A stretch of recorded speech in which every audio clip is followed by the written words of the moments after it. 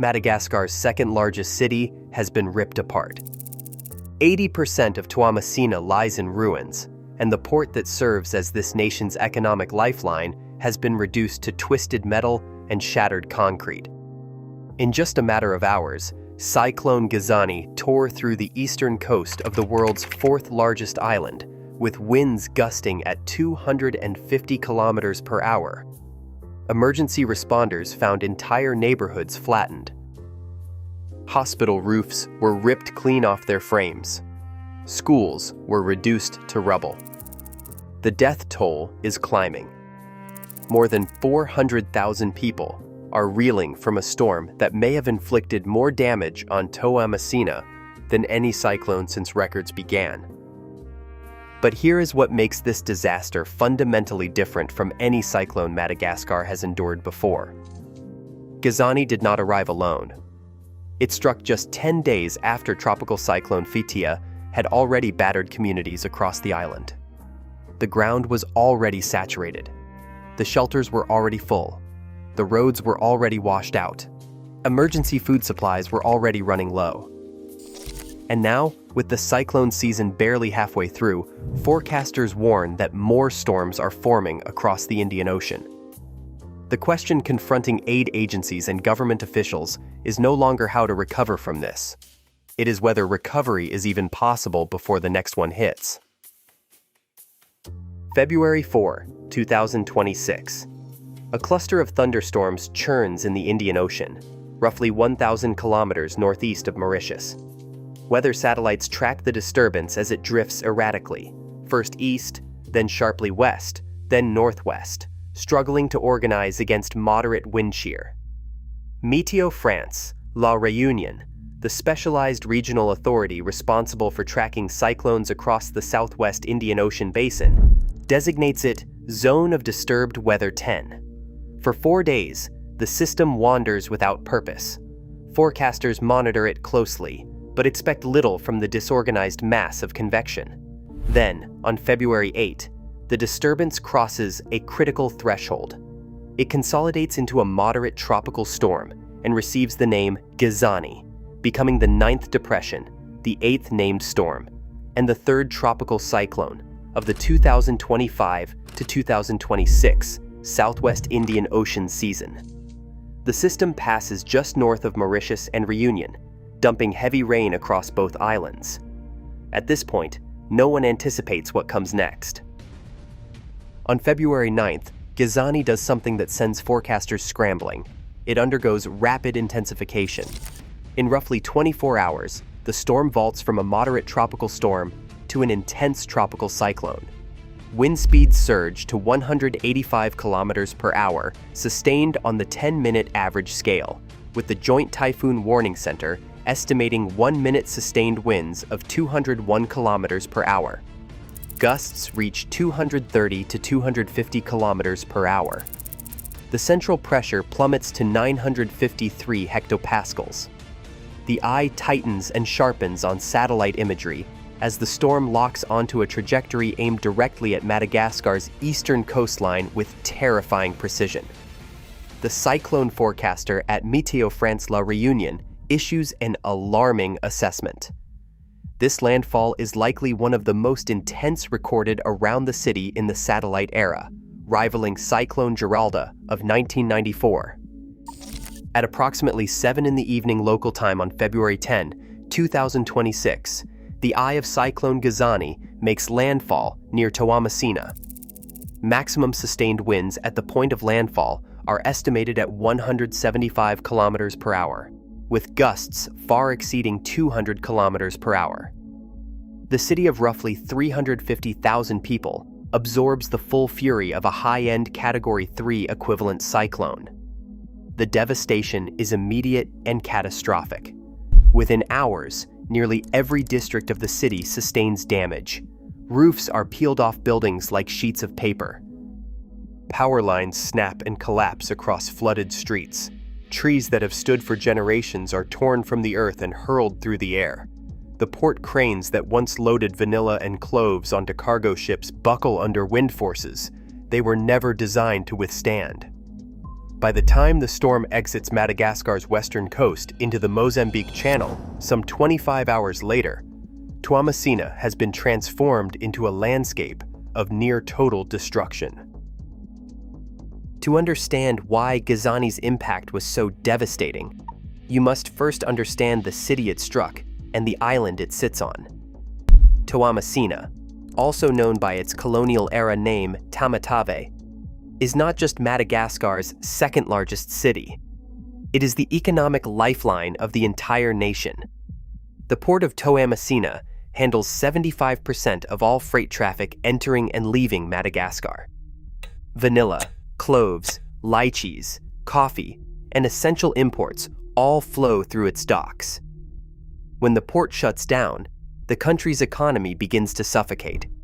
There is no backup. Of Madagascar's 17 ports, only 5 have adequate commercial facilities, and Toamasina dwarfs them all.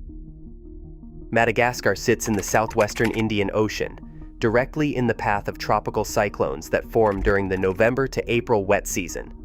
Stretching nearly 1,600 kilometers from north to south, the island presents an enormous target. Its eastern coastline faces the open ocean with almost no barrier islands or continental shelf to weaken approaching storms before they make contact. Warm currents flowing south from the equatorial Indian Ocean feed energy into developing cyclones right up until the moment of landfall. The island averages 3 to 4 cyclone landfalls every single year, making it one of the 10 most cyclone-exposed nations on the planet, and the most vulnerable country to cyclones in all of Africa. Annual infrastructure damage from natural hazards averages $100 million, with cyclones accounting for 85% of that figure. Since 2020 alone, the island has been struck by at least 12 tropical storms and cyclones. The battering is relentless, and the recovery window between storms continues to shrink. But the storms that pound Madagascar do not hit a fortress. They hit a nation already brought to its knees by decades of grinding poverty. 75.2% of Madagascar's 31 million people live in poverty. 80.5% live in extreme poverty, the highest burden of any country on the African continent. Since independence in 1960, Madagascar's per capita income has declined by an astonishing 45%, making it one of only 6 nations in the world to experience such a collapse without prolonged civil war. The infrastructure reflects this devastation. Only 10% of primary roads are paved, and half of those lack proper maintenance. Just 33.7% of the population has access to electricity, a figure that drops to 5% in rural areas. In the 6 regions most frequently struck by cyclones, over 90% of households live in structures built from mud, bamboo, and thin wooden planks. When a storm like Gezani arrives, these homes do not withstand the winds. They disintegrate. The vulnerability has been compounding for decades in a pattern that grows more dangerous with every passing season. 80% of Madagascar's original forest cover has been destroyed, primarily through slash-and-burn agriculture and charcoal production. The island loses roughly 200,000 hectares of forest every year. This deforestation strips away the natural barriers that once absorbed rainfall and slowed floodwaters.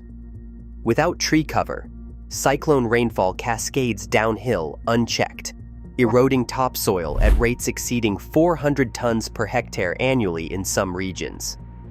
More than 20% of Madagascar's coastal mangroves, another critical buffer against storm surge and coastal flooding, have vanished since 1990. Every cyclone now hits harder than an equivalent storm would have hit a generation ago, not because the winds are necessarily stronger, but because the land itself has lost its ability to absorb the punishment. Scientists studying Madagascar's cyclone vulnerability have concluded that the damage potential from storms of similar intensity has increased precisely because of the considerable deforestation that has reshaped the island over the past several decades. The historical record of cyclones striking Madagascar reinforces just how exposed this nation truly is. the benchmark remains Cyclone Gefilo, which slammed into northern Madagascar in March 2004 as a Category 5 monster. Gefilo's sustained winds reached 232 kilometers per hour, with a central pressure of just 895 hectopascals, the lowest ever recorded for any tropical cyclone in the southwest Indian Ocean basin.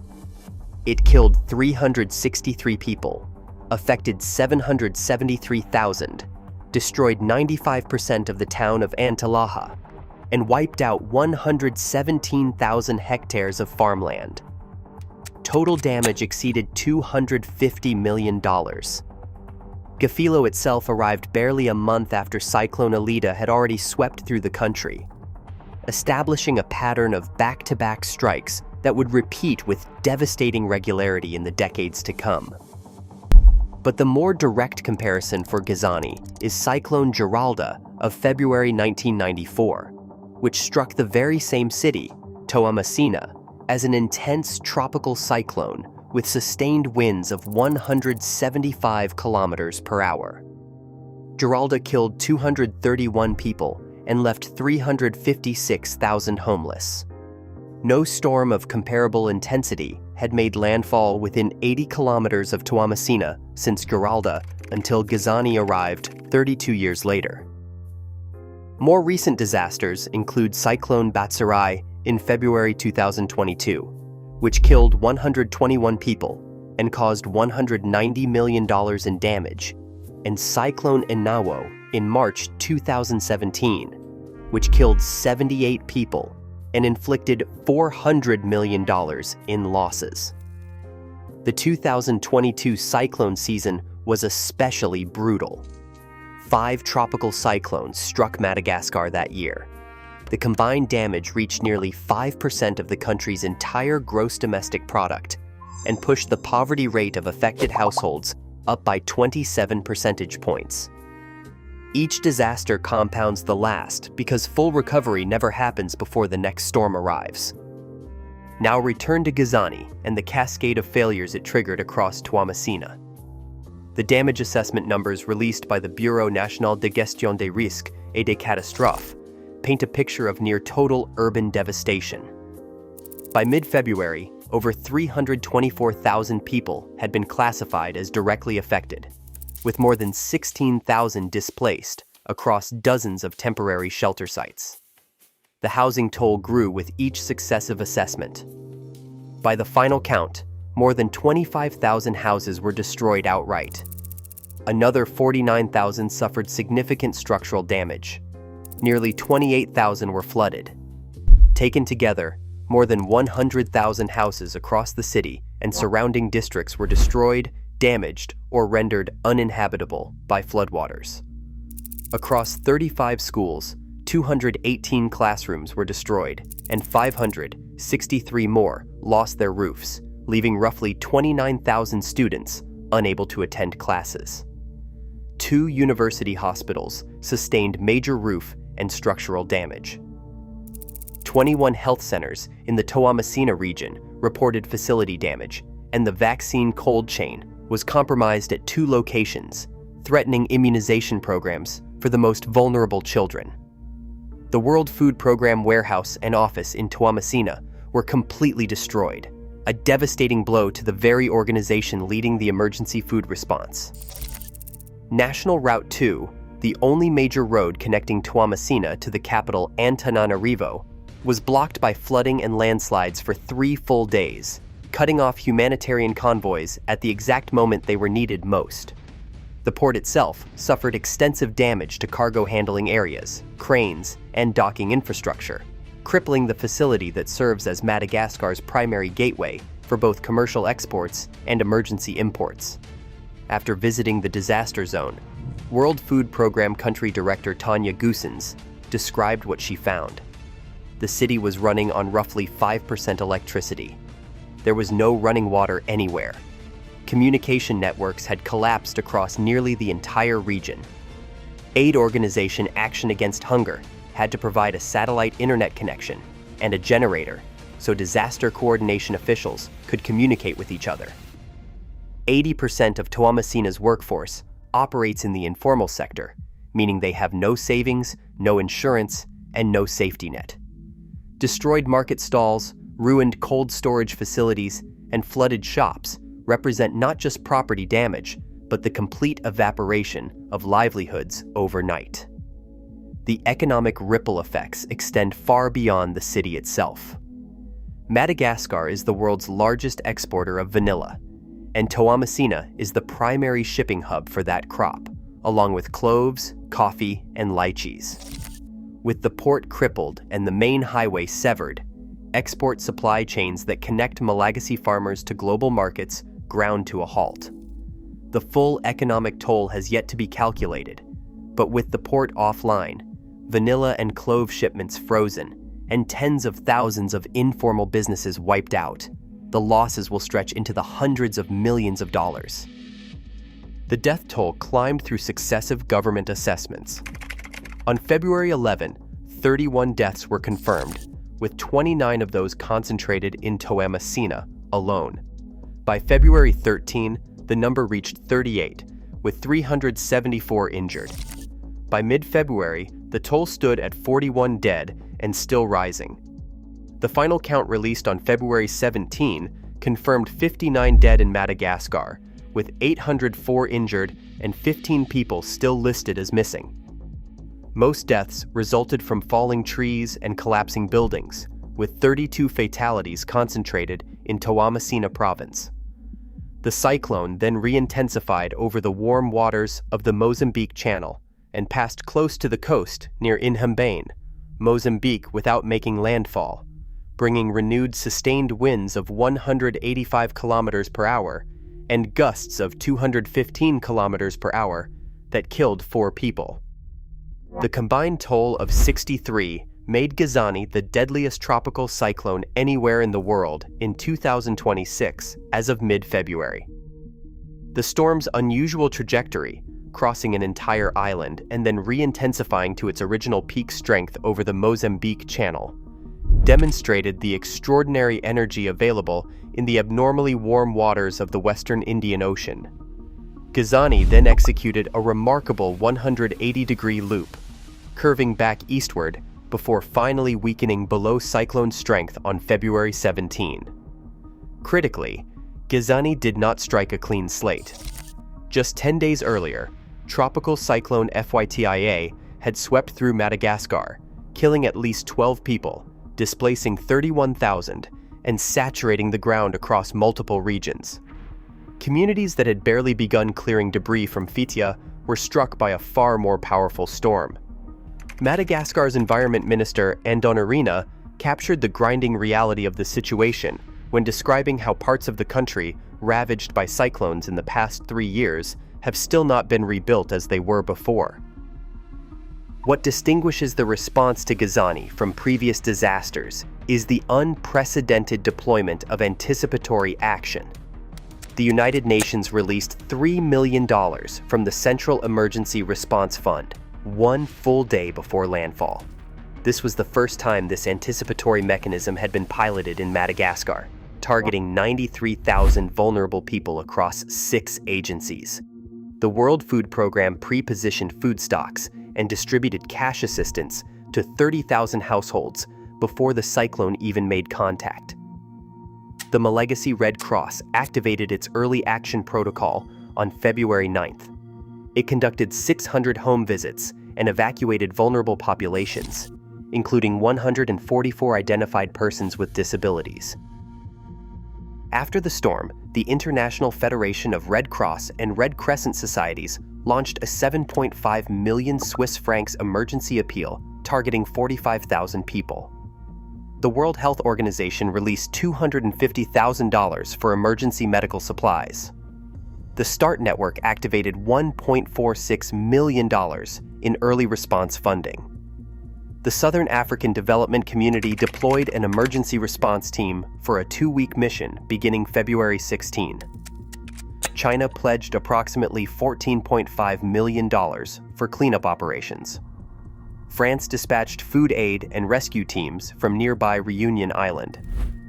The Malagasy government declared a state of national disaster on February 11, and distributed 800 metric tons of rice to affected communities.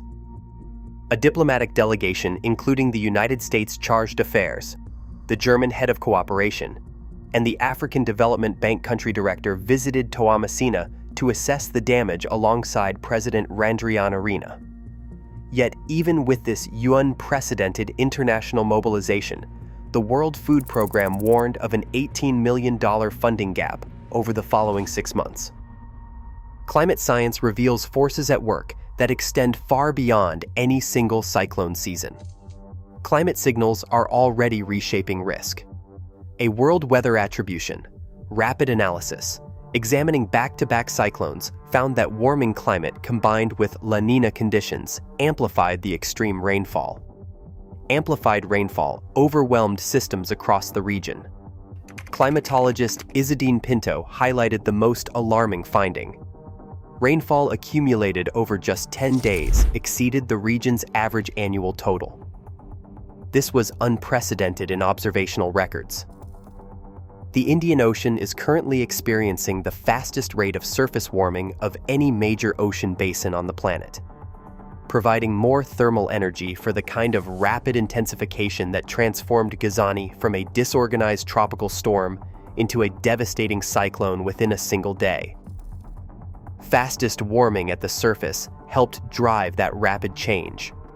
Research published in leading scientific journals indicates that while total cyclone numbers in the Southwest Indian Ocean may be declining, the proportion of storms reaching the highest intensity categories is rising. The share of top-end storms is clearly rising. Since 1994, stronger intensity cyclones striking Madagascar have become measurably more frequent, aligning with broader global projections of fewer but far more destructive storms in a warming world. The trend toward more destructive events is now evident. The Intergovernmental Panel on Climate Change projects a 13% increase in the proportion of cyclones reaching the highest categories under 2 degrees Celsius of warming, a threshold the planet is rapidly approaching. 13% is the projected increase. As of mid-February 2026, tens of thousands of displaced families remain in overcrowded temporary shelters where waterborne disease risk escalates daily. Displaced families face growing health threats. A concurrent Mpox outbreak has spread to 21 of Madagascar's 24 regions, further straining a health system that lost hospitals and clinics to the cyclone. The Mpox outbreak compounds the crisis. River levels remain elevated with red alerts persisting for multiple waterways. Red alerts are still in force in affected basins. The 1.57 million Malagasy who were already classified as food insecure before the storms are now projected to grow to 1.8 million in the months ahead. Those who were food insecure are becoming even more vulnerable. The cyclone season runs through April, and forecasters have called for a near to above normal season, with up to 14 tropical storms still possible. 14 more storms remain a plausible upper estimate. World Food Programme country director Goossens issued a stark warning that this is only the start of the season and expressed deep concern that more devastation may lie ahead. His stark warning underscored urgent needs. Pope Leo XIV, speaking at the Angelus on February 15th, offered words that reflected both grief and the recurring nature of the crisis. He expressed closeness to the people of Madagascar, who had been impacted by 2 cyclones, flooding, and landslides within a short period of time. Closeness and solidarity were his themes. For a country where the gap between one disaster and the next has grown shorter with every passing year, that phrase captures something beyond any single event. It describes a way of life. Way captures the repeated nature of loss and recovery. For Toamasina, the path forward demands rebuilding a port that sustains an entire nation's trade, while supply chains remain severed. The port is central to national recovery. 29,000 children need classrooms that no longer exist. 29,000 children need education facilities rebuilt. Health facilities must be restored while a separate epidemic spreads across the island. Health infrastructure is critical and urgently needed. Farmers whose fields were flooded face a planting season that will not wait for floodwaters to recede. Farmers must plant under pressure and rising risk. Fishermen whose boats were splintered by the storm surge have no means to feed their families until replacements arrive. Fishermen and coastal livelihoods remain devastated. And 350,000 residents must somehow find the will to reconstruct their lives from the same fragile materials, on the same exposed coastline, above the same warming ocean that generated the storm which took everything from them. Reconstructing lives will be a massive challenge. The International Federation of Red Cross and Red Crescent Societies is promoting Build Back Safer strategies, and Madagascar has begun piloting a global methodology for infrastructure resilience review in partnership with the United Nations. Resilience planning is underway. These are meaningful steps, but they face a fundamental asymmetry. Asymmetry between needs and resources will shape the road ahead. The storms are intensifying on a timeline measured in years, while resilience projects operate on timelines measured in decades. The Indian Ocean does not pause for recovery timelines. Its waters grow warmer each year, feeding storms that intensify faster than forecasts can track and faster than any nation, let alone one of the poorest on Earth, can prepare for. The next disturbance is already a question of when, not whether it will come.